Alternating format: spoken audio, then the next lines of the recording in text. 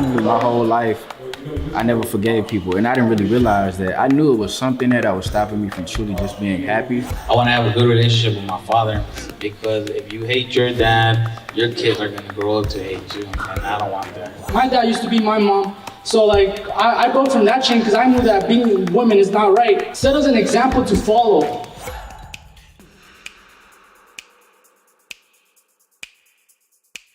We believe that violence and abuse begins in the womb. We believe that we can end and prevent violence and abuse by bringing men into the conversation. And so we really believe that promoting healthy manhood should happen on a consistent basis all throughout the United States.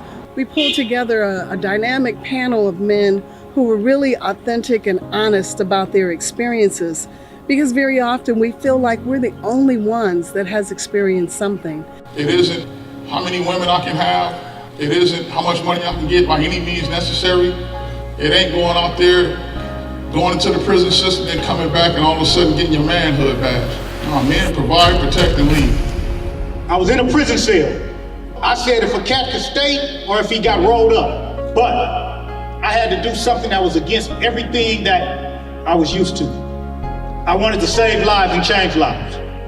So the young lady that killed my daughter, I told the young lady I forgave her. I said I forgive her, and not only do I forgive her, I adopt her as my own daughter. And it wasn't until that I started making amends with my father, when my father told me that he was sorry for the way he treated us. When I apologized to my father, then I was able to let go of all of those weights. And once you come into this room and you hear the honesty, you hear the passion, you hear the trauma, you realize that you're not alone and that there is help. You could go through the healing, you could go through the recovery, and you don't have to live alone in your pain. I have issues with my dad, and when I was hearing about all these grown men that also have issues with their dads, it was like wow, I didn't know that, you know? And I think it was really cool seeing how people care about the younger generations, because you don't exactly see that a lot, especially over social media and like TV and stuff. What we need is to learn how to be better men and be fathers to our kids. How can we help you do that? And when we look at sexual assault, we know that people of color experience the highest amount of violence and abuse, especially Black women, Latina women, and Indigenous women. So in order to prevent that violence, we know that the vast majority of people who are abusers are men.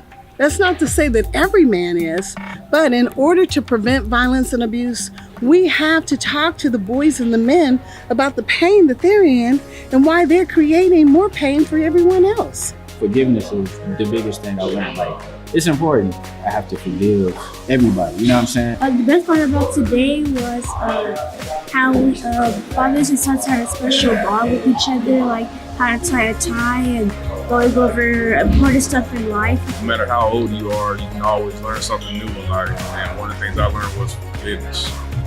Keep on working on that. And most important thing, you gotta forgive yourself.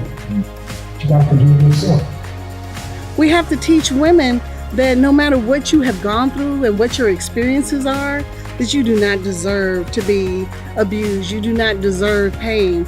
That you have the opportunity to live with joy and with happiness, without regret and with respect.